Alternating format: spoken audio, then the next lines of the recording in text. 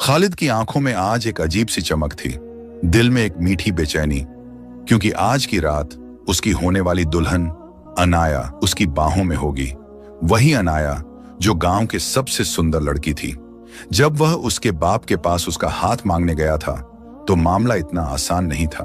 भारी मेहर, बड़े बड़े वादे और लंबी बैठकों के बाद जाकर कहीं रिश्ता पक्का हुआ। शादी ऐसी हुई कि पूरा गांव जैसे दूल्हे की बारात के रंगों से जगमगा उठा। लंबे थकाऊ दिन के बाद जब सब रस्में पूरी हो गईं, खालिद अपने कमरे की तरफ बढ़ा। उसके सीने में धड़कनें तेज हो गईं। उसकी दुल्हन उसका इंतजार कर रही थी। दुल्हन पलंग पर बैठी थी, घूंघट से पूरा चेहरा ढका हुआ। खालिद का दिल धक धक कर रहा था। वह धीरे से पास आया और बेहद नरम आवाज में बोला, आखिरकार मेरी अनाया। उसने कांपते हाथों से घूंघट उठाया और उसका सांस गले में अटक गया। यह चेहरा अनाया का नहीं था। हाँ, सामने एक लड़की थी, पर वो अनाया जैसी नाजुक, पतली, चांद सी लड़की नहीं, बल्कि कोई और, ज्यादा भारी जिस्म वाली, बिल्कुल अनजान। खालिद 2 कदम पीछे हट गया, जैसे किसी ने सीने पर तीर मार दिया हो। गुस्से में उसकी आवाज गूंज उठी, तुम कौन हो? लड़की ने धीरे धीरे सिर उठाया। उसकी आंखों से मोतियों जैसे आंसू गिर रहे थे। कांपती आवाज में वह बोली, मैं नाजिया हूं, अनाया की बड़ी बहन। खालिद का गुस्सा भड़क उठा। अनाया कहां है? मैंने उसका हाथ मांगा था। तुम सबने मेरे साथ धोखा किया है। नाजिया की आवाज टूट रही थी। कृपया मेरी बात सुनिए। धोखा सिर्फ आपको नहीं मिला, मुझे भी मिला है। खालिद गरजा, साफ साफ कहो। नाजिया ने ऐसे बोलना शुरू किया जैसे दिल में ढंसा कोई कांटा निकाल रही हो। अनाया किसी और से मोहब्बत करती है, एक गरीब लड़का जिसके पास इज्जत के अलावा देने को कुछ नहीं था। जब आप दौलत और रुतबे के साथ आए तो हमारे पिता को यह सौदा फायदेमंद लगा। अनाया ने इनकार किया, कहा वो मर जाएगी मगर आपके साथ निकाह नहीं करेगी। लेकिन किसी ने उसकी फरियाद नहीं सुनी। शादी से एक दिन पहले वो भाग गई अपने महबूब के साथ। एक खत छोड़ गई कि वो कभी वापस नहीं आएगी। खालिद को लगा जैसे जमीन उसके पांव से खिसक गई हो। वो सिर्फ धोखे का शिकार नहीं हुआ था, उसने उस निकाह की कीमत चुकाई जिसकी दुल्हन ही गायब थी। और तुम? उसने गुस्से में पूछा, तुमने क्यों हामी भरी? नाजिया के आंसू तेज हो गए। क्योंकि मैं भी कैद थी, उसने टूटती आवाज में कहा। पिता ने कहा, तुम बड़ी हो, मोटी हो, तुम्हें कौन मांगेगा? यह हमारे खानदान का आखिरी मौका है। उन्होंने मुझे मजबूर किया कि मैं अनाया का लिबास पहनूं, उसकी जगह बैठूं और चुप रहूं। नाजिया ने सीधे उसकी आंखों में देखा। आंखों में विनती, डर और मोहब्बत की आखिरी उम्मीद थी। मैं जानती हूं, मैं वो नहीं जिसे आप चाहते थे, लेकिन मेरे पास कोई और रास्ता नहीं था। अगर आपने मुझे वापस भेज दिया तो वो मुझे मार डालेंगे। मेरी इज्जत बचा लीजिए, अल्लाह आपको इसका सिला देगा। मैं आपकी बीवी नहीं, आपकी खादिमा बनकर रह लूंगी। बस मुझे पनाह दे दीजिए। कमरा खामोश हो गया। खालिद पत्थर की तरह खड़ा रहा। फिर उसकी आवाज आई, तेज, सख्त, तुम्हारी बात मैंने सुन ली है। आज रात तुम इस कमरे से बाहर नहीं जाओगी, लेकिन खुश मत होना। समझ लो, मैंने ये तुम्हारी खातिर नहीं किया, ये सब मैंने सिर्फ अपने लिए किया है। खालिद की आवाज ठंडी थी, जैसे बर्फ का टुकड़ा किसी की रूह में उतार दिया गया हो। मैं पूरे गांव को यह तमाशा देखने नहीं दूंगा कि शादी की रात खालिद को कैसे धोखा मिला। मैं किसी की हंसी का मजाक नहीं बनूंगा। वो नाजिया की तरफ देखे बिना बोला, तुमने कहा था नौकरानी बन जाऊंगी, तो बस वही समझो। लेकिन एक बात याद रखना, तुम मेरी बीवी कहलाओगी, पर मैं तुम्हें कभी अपनी बीवी नहीं मानूंगा। सुबह की पहली किरण के साथ दरवाजा खुला। खालिद की मां रबाब नाश्ते की ट्रे लिए कमरे में दाखिल हुई। जैसे ही उसकी नजर नाजिया पर पड़ी, उसके चेहरे पर शिकन तैर उठी। खालिद, ये अनाया नहीं है, ये तो उसकी बड़ी बहन है ना? खालिद ने तुरंत बात संभाल ली, आवाज में फौलाद जैसा सुकून। हाँ मां, आप बिल्कुल ठीक कह रही हैं। ये अनाया नहीं, ये नाजिया है, और ये वही लड़की है जिसे मैंने अपने लिए चुना है। उसने नाजिया के कंधे पर हाथ रखा और बोला, हमने अनाया का रिश्ता मांगा था, मगर मुझे मालूम हुआ कि वो अभी काबिल नहीं। मुझे एक समझदार, सलीकेदार औरत चाहिए थी, और मुझे वो नाजिया में मिली। हमने बुजुर्गों की रजामंदी से यह फैसला किया। खालिद ने धोखे को फैसला बना दिया और खुद को धोखा खाया हुआ नहीं, बल्कि दूरंदेशी इंसान साबित कर दिया। रबाब ने लंबी सांस ली। अच्छा किया मेरे बेटे, अक्ल मर्द का असली गहना है, हुस्न तो हवा की तरह बदलता है। वो चली गई। खालिद भी दरवाजे तक गया, मगर जाने से पहले उसके लहजे में एक खामोश तलवार थी। गलतफहमी में मत रहना, मैंने ये सब तुम्हारी वजह से नहीं किया। मैंने अपना नाम बचाया है उस बदनामी से जो तुम लेकर आई हो। इस घर में रहोगी, मगर एक नौकरानी की तरह, समझौते की बीवी नहीं। कमरा खाली हुआ। वो बाहर निकली। आंगन में रबाब खड़ी थी, चेहरा मुस्कान से खाली, आंखें चाकू जैसी नुकीली। तो तुम हो वो समझदार लड़की, लहजा तंज से लिपटा हुआ। अच्छा सुनो, आज चाचा और मौसी तुम्हें देखने आएंगे। किसी चीज में कमी नहीं होनी चाहिए। रसोई की तरफ इशारा। खाना, सफाई और बैठक की साज सज्जा, सब कुछ तुम्हारी जिम्मेदारी है। नाजिया के होंठ कांपे। ये उसकी शादी की पहली सुबह थी, जिस सुबह दुल्हन दुल्हन होती है। लेकिन वो समझ गई, रबाब ने कहानी नहीं मानी थी, वो बदला ले रही थी। रसोई में कदम रखते ही उसे अपना पुराना घर याद आया, जहां वो कभी काम के लिए हाथ नहीं उठाती थी। लेकिन आज उसके हाथ भी थे और मजबूरी भी।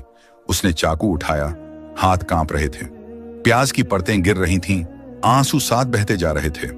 रबाब की आवाज तीर की तरह चली। इस तरह चाकू पकड़ती हैं दुल्हनें, या फिर ये भी कोई नाटक है ताकि काम से बच सको? नाजिया घबरा गई, फिर आटा गूंथने लगी।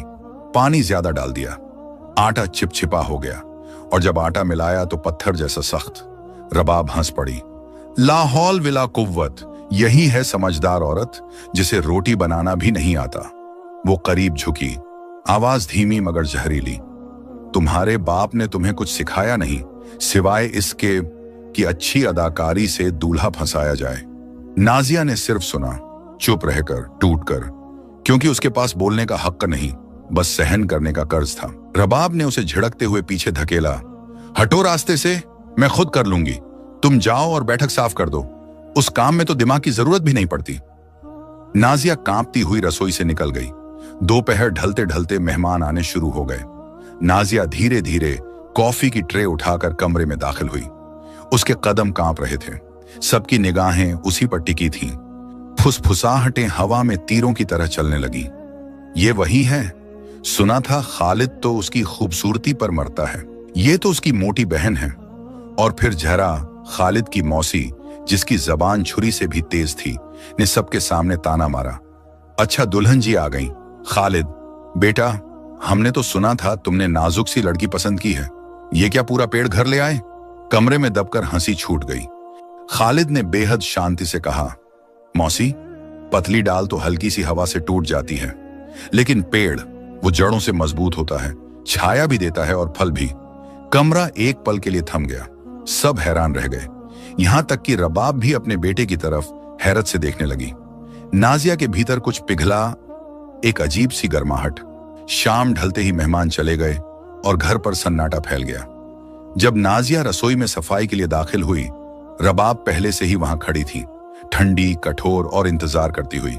उसने ताना कसा, वाह फलदार पेड़, मुबारक हो, तुमने मेरे बेटे को मेरे ही खिलाफ खड़ा कर दिया। और फिर आदेशों की लंबी सूची शुरू हुई। कल से मुर्गे से पहले उठना, दूर वाले कुएं से पानी लाना, घर का कुआं तुम्हें नहीं छूना, आटा गूंथना, जानवरों के बाड़े की सफाई, नदी पर कपड़े धोना, सब तुम्हारा काम। मेरे पोते पोतियों की परवरिश कोई आलसी औरत नहीं करेगी। नाजिया ने सिर झुकाकर सब सुना। ये काम तो 10 आदमियों के बराबर था। उसने बमुश्किल फुसफुसाया, जी समझ गई। उसे पता था अपने पिता के झूठ, बहन के भागने और एक ऐसे पति के अहंकार की कीमत उसे ही चुकानी पड़ेगी। उस रात उसने स्टोर रूम में नींद काटी। ठंडी हवा उसकी हड्डियों तक उतर रही थी। वह घुटनों को सीने से लगाकर बैठी रही, खामोश, अकेली। अगला दिन उसके इम्तिहान की शुरुआत थी। दूर वाले कुएं से पानी ढोना, भारी मटकियां, कीचड़ भरा रास्ता, उसके नाजुक हाथों में छाले, जानवरों का बाड़ा यानी जानबूझकर दिया गया अपमान, नदी तक आधा घंटा पैदल चलकर कपड़े धोना, बर्फ जैसा पानी और कांपते हुए उंगलियां। ऊपर की बालकनी से खालिद सब देख रहा था। उसने उसे लड़खड़ाते हुए देखा, उसके फटे हुए हाथ, और मन में हल्की सी टीस उठी। वह जानता था उसकी मां कठोर है, लेकिन यह तो खुला बदला था। उसने दिल को ठंडा किया। यही हकदार है, लेकिन फिर भी उसकी थकी हुई चाल, खून से भरे हाथों की तस्वीर उसके दिमाग से निकल नहीं रही थी। रबाब उसे गिराना चाहती थी, पर वह अनजाने में उसे तराश रही थी। नाजिया का भारी बदन पिघलने लगा। सख्त मेहनत, कम खाना, सब कुछ बदल रहा था। उसके पुराने कपड़े ढीले पड़ गए, उसकी चाल हल्की होने लगी। खालिद अब उसे अनदेखा नहीं कर पाता था। वह उसे अलग नजर से देखने लगा। वह उसे अक्सर कोने में बैठकर बचा खुचा खाना खाते देखता, चुपचाप, बिना शिकायत। एक दिन वह खेत से जल्दी लौटा।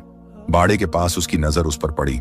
वह सूखी घास पर बैठी थी, चेहरा धूप में फीका, हाथों में सूखी रोटी का छोटा सा टुकड़ा। वही उसका रात का खाना था। उसके सामने एक छोटी सी दुबली बिल्ली कांप रही थी। नाजिया ने अपनी सूखी रोटी को पानी में भिगोया, उसे 2 हिस्सों में तोड़ा, बड़ा हिस्सा बिल्ली के आगे रख दिया और खुद सिर्फ छोटे टुकड़ों से पेट भरने की कोशिश की। खालिद दूर खड़ा यह सब देख रहा था, पूरी तरह जड़। जिस औरत के साथ घर में जानवरों जैसा बर्ताव होता था, जो दिन रात पत्थर की तरह काम करती थी, जो खुद मुश्किल से खाती थी, वही औरत अपनी भूख से ज्यादा एक भूखी बिल्ली की तकलीफ महसूस कर रही थी। उसके सीने में कुछ तेज सा चुभा। यह गुस्सा नहीं था, यह शर्म थी।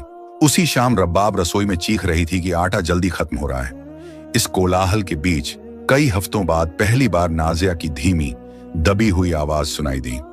माँ जी, अगर हम मजदूरों की रोटी के लिए सफेद आटे में थोड़ा जौ मिला दें तो रोटी ज्यादा पेट भरेगी और हमारा आधा गेहूं बच जाएगा। रबाब ने ऐसे देखा जैसे किसी भिखारी ने हुक्म दे दिया हो। कब से तुम भंडार के काम समझने लगी? चुप रहो और आटा गूंथो। लेकिन तभी खालिद की आवाज आई, सख्त, साफ और निर्णायक। रुको मां। उसने नाजिया को एक अनोखी नजर से देखा, फिर बोला, वह ठीक कह रही है, जौ सस्ता है और पेट भी ज्यादा भरता है। कल से ऐसा ही होगा। यह पहली बार था कि किसी ने उसके विचार को सुना था और उस पर यकीन भी किया था। रबाब के चेहरे पर नफरत की एक नई लकीर उभर आई। नाजिया पहली बार किसी बात में जीत गई थी और यह रबाब को बिल्कुल पसंद नहीं आया। अगली सुबह रबाब ने उसे घर से जितना दूर भेज सके भेजने का फैसला किया। ऊंचे गांव में आज बाजार है, वह ठंडी आवाज में बोली। ये पनीर ले जाओ, बेचो और इस सूची के सामान लेकर आना। पैदल जाना, घोड़ा तुम्हारे लिए नहीं है। ऊंचे पहाड़ तक 3 घंटे की चढ़ाई थी। भारी टोकरी उठाकर नाजिया चुपचाप निकल गई। उसी दिन खालिद भी घोड़ों के सौदे के लिए उसी इलाके के पास था। दोपहर में लौटते हुए धूप से थका हुआ उसने छोटा रास्ता पकड़ लिया। दूर एक अकेली परछाई बहुत धीरे धीरे चल रही थी, जैसे उसके पांव बोझ से खींच रहे हों। वह करीब पहुंचा।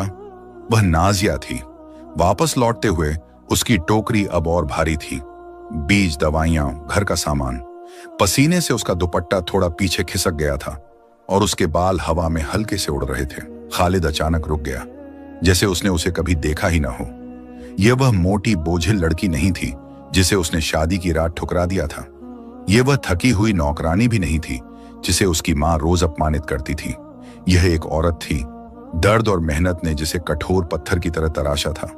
उसका चेहरा अब साफ था, गाल की हड्डियां उभरी हुई थीं, आंखें बड़ी, नम और गहरी, एक अलग ही तरह की खूबसूरती से भरी हुई।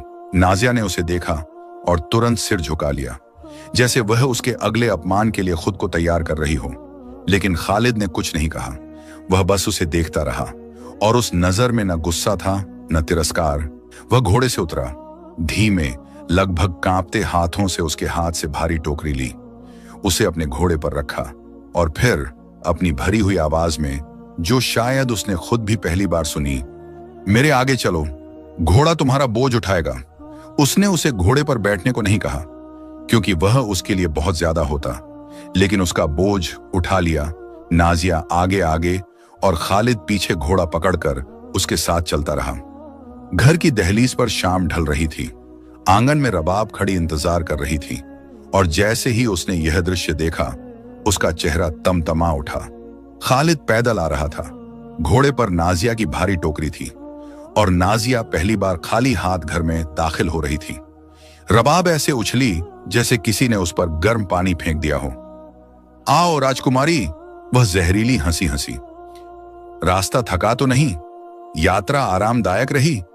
नाजिया ने सिर झुका लिया। रबाब ने वार जारी रखा। लगता है अब तुम्हारे लिए सामान उठाना मुश्किल हो गया, कल शायद हमें तुम्हें अपनी पीठ पर लाना पड़े। तभी खालिद ने शांत लेकिन भारी आवाज में कहा, सामान मेरा था और घोड़ा भी मेरा है। मैंने अपना सामान अपने घोड़े पर रखा, इसमें मसला क्या है? रबाब ने कुछ कहने के लिए मुंह खोला ही था कि खालिद ने पहली बार हल्की सी कड़ाई से कहा, वह 6 घंटे धूप में चली है, मेरी जमीन के लिए बीज और मेरे घर के लिए खाना लाने के लिए। कम से कम उसका बोझ घोड़ा उठा ले, वह नहीं। रबाब पत्थर बनकर रह गई, लेकिन उससे भी ज्यादा नाजिया हैरान थी। यह पहला मौका था जब खालिद ने उसे किसी तरह की इज्जत दी थी, और यह झूठ नहीं, वह सच में उसके मेहनत का बचाव कर रहा था। खालिद ने उसकी तरफ देखा, सामान रसोई में रख दो। फिर वह अपनी मां की तरफ मुड़ा, उसने आज बहुत काम किया है, उसे आराम करने दो। ये शब्द रबाब के लिए थप्पड़ से भी ज्यादा दर्दनाक थे। अगली सुबह रबाब का गुस्सा अब एक मीठी जहरीली चाल में बदल चुका था। वह अजीब तरह से शांत थी। आज तुम दूर वाले कुएं पर मत जाना, उसने मुलायम आवाज में कहा। न लकड़ी लाने की जरूरत है। नाजिया हैरान थी। शुक्रिया माँ जी, रबाब ने नकली कांपती आवाज में कहा। अरे नहीं, खालिद ने मुझ पर हुक्म चलाया है कि तुम आराम करो। मैं अपने बेटे को नाराज नहीं कर सकती। तुम अब मेम साहब हो, आराम करो, मैं तुम दोनों की सेवा करूंगी। उसकी मुस्कान चमकती थी, लेकिन आंखों में आग थी। कुछ दिन बाद खालिद ने रात के खाने की बड़ी जिम्मेदारी नाजिया को दी। उसने एक बड़ा फायदेमंद सौदा किया था और व्यापारियों को खाने पर बुलाया था। नाजिया का दिल धड़क उठा। वह स्टोर रूम भागी और जम गई।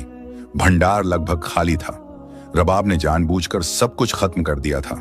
न मांस, न अच्छा चावल, न बढ़िया मसाले, सिर्फ जौ, मसूर, कुछ मुरझाई सब्जियां और पनीर का एक सख्त टुकड़ा। यह व्यापारियों का खाना नहीं था, यह तो किसी गरीब का दूखबरा दोपहर का भोजन था। नाजिया की आंखों से आंसू निकल पड़े, लेकिन फिर उसकी नजर जौ के बोरे पर पड़ी और उसके दिमाग में एक चिंगारी जली। मुझे कुछ बेहतरीन बनाना होगा, चाहे जो हो। वह फौरन काम में जुट गई। उसका जादू शुरू हुआ। एक मसाले, बगीचे से पुदीना, रोजमेरी और जंगली अजवाइन के ताजा पत्ते तोड़े। 2 सूप, मसूर को धोकर एक मुरझाई प्याज के साथ चूल्हे पर रखा। धीमी आंच पर महक फैलने लगी। 3 रोटी, बचा हुआ थोड़ा सफेद आटा, उसमें सख्त पनीर कद्दूकस करके मिलाया। जंगली अजवाइन डाली। एक खुशबूदार शाही ब्रेड तैयार करने लगी। 4 मुख्य व्यंजन, जौ को सब्जियों के साथ धीमे धीमे पकाया।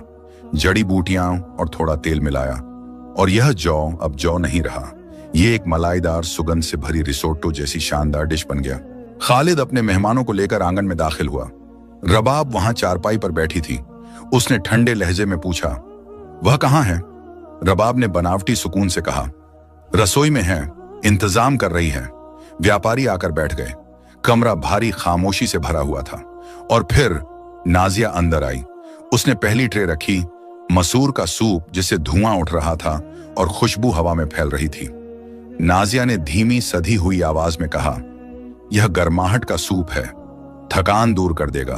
फिर उसने एक और ट्रे रखी, बिल्कुल ताजा हल्की कुरकुरी ब्रेड जिसमें कद्दूकस किया हुआ पनीर और जंगली अजवाइन मिली थी।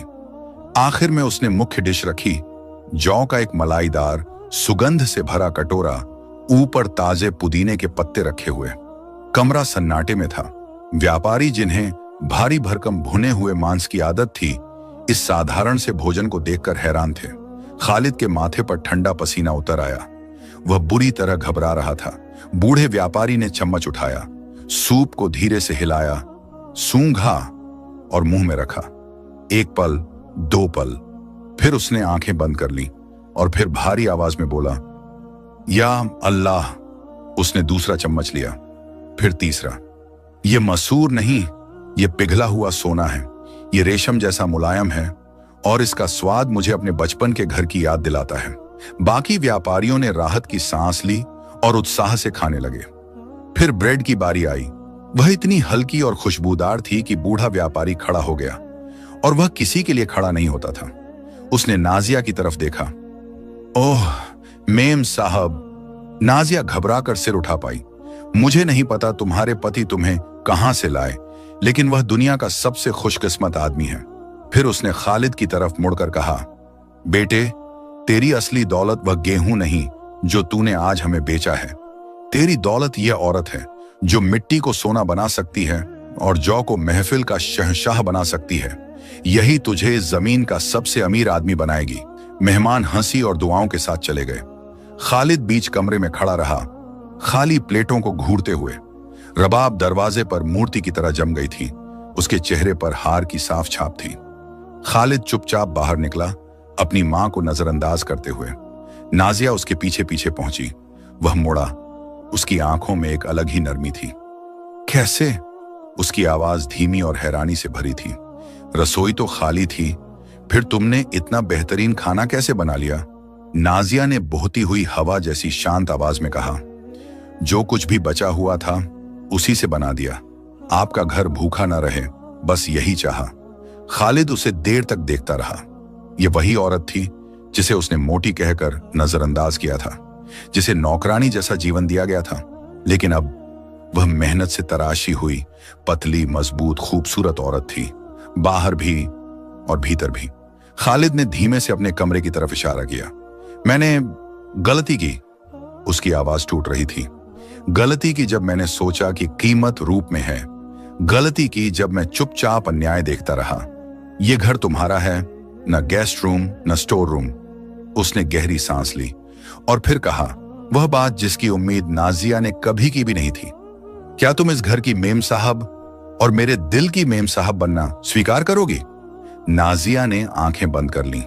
उसके पतले खूबसूरत चेहरे पर एक थकी हुई बट जीत से भरी मुस्कान फैल गई। यही उसकी जीत थी, कभी कभी जिसे हम अपनी जिंदगी का सबसे बड़ा जुल्म समझते हैं। वही हमारा असली रूप, हमारी असली ताकत और हमारी असली जगह उजागर करने का रास्ता बन जाता है। वीडियो अच्छी लगे तो वीडियो को लाइक और चैनल को सब्सक्राइब जरूर करें।